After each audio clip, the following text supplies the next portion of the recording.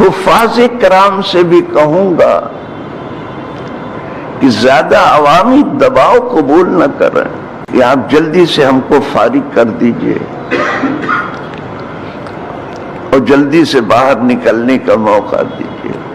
نماز اللہ کے لیے ہے اور عبادت صرف اللہ کے لیے، لہذا اس میں کسی کی بات نہیں سنی جائے گی۔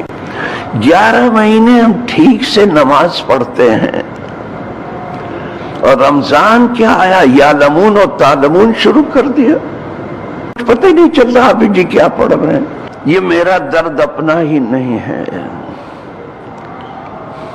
یہ فقہا کا درد ہے۔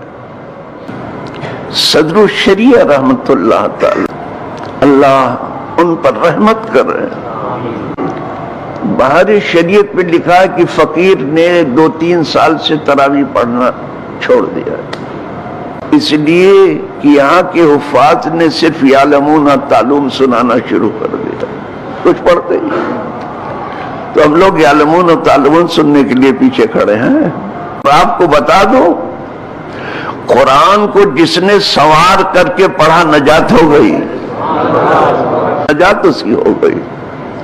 تجوید سے پڑھنا کا، حروف کو ان کے مخارج و صفات کے ساتھ ادا کرنے کا نام ہے تجوید، اور اس سے آپ پڑھیں گے، جہاں سے جو حرف نکلتا ہے وہاں سے نکالیں گے، اور جس حرف کو نکالتے وقت جو کیفیت پیدا ہوتی وہ پیدا کریں گے، تو صرف پڑھنے ہی میں آپ کی نجات ہو جائے گی۔